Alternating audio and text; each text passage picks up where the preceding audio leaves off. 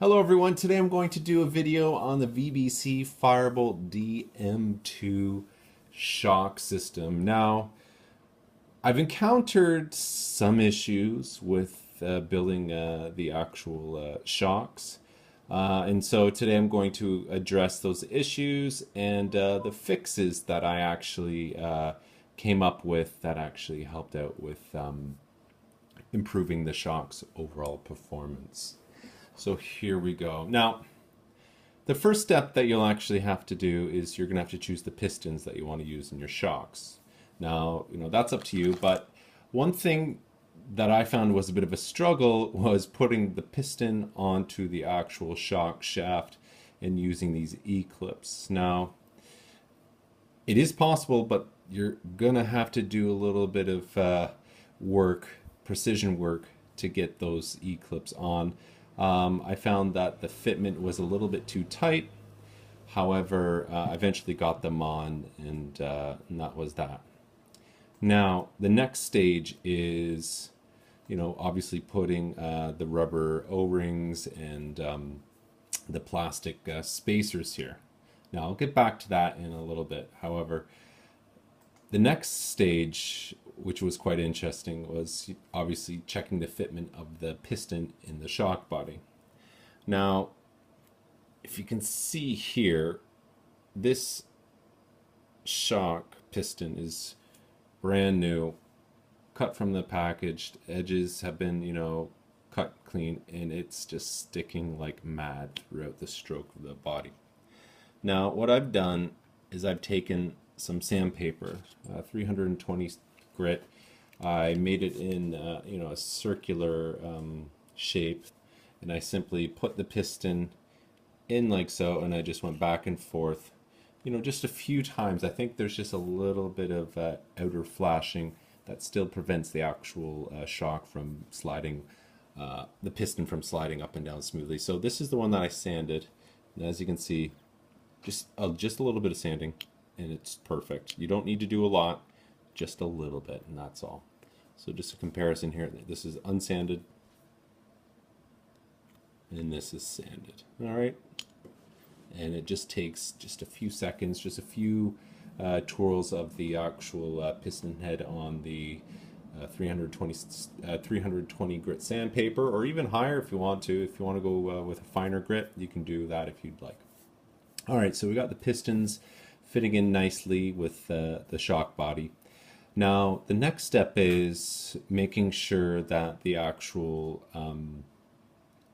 rubber O-rings, like these guys here, and your plastic spacers, which are sandwiched in between the actual O-rings, are fitting nicely. Now, when I built the first shock, I thought something was really strange that was happening. I used the proper greases for it. I use actually Axion core shock grease, which is great stuff.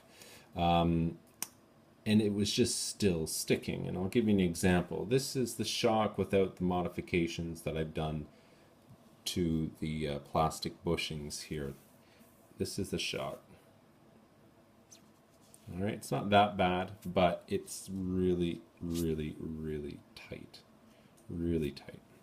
Now, you would say, well, it's probably just the O-rings that are fresh. Well, this is the modification I did with the same O-rings. Very smooth and very easy.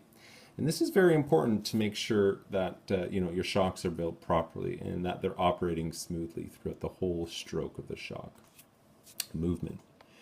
Now, as you can see here, what I had done is I took the actual shock bushings and I measured the inside diameter, and then I measured the shock diameter, the shock piston shaft diameter, and I noticed that that the tolerances were a little too close for my liking. So what I decided to do is I took a whole bunch of these bushings, I guess you would call them. I placed them all inside one shock body, and I took a 3mm reamer and I simply fed it through, and I just moved it up and down like so. And what that has done is that's widened the hole just a little bit, but also it's removed any burrs which could be rubbing against the actual shock shaft as it's going through the movement. Just doing all these little tiny modifications such as sanding, using a reamer, and just really focusing in on the actual performance of the actual shock stroke. I've really improved the shock damper quite considerably by just doing these little modifications. Just do a side by side. So this is the one that I have, modified. Okay, and this is the one that is just your stock one. Same pressure.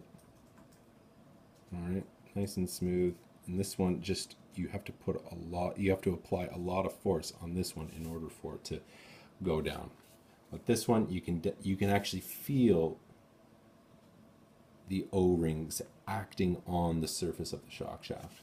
Whereas this one, it's stiff, so stiff. You can tell that the O-rings are not acting entirely on the shock shaft. You have the plastic bushings that are obviously making contact with the shock shaft. So this is, I would say, a very important thing to take a look at and make sure that your shock pistons are operating nice and smoothly. Okay, there you have it. Bye-bye.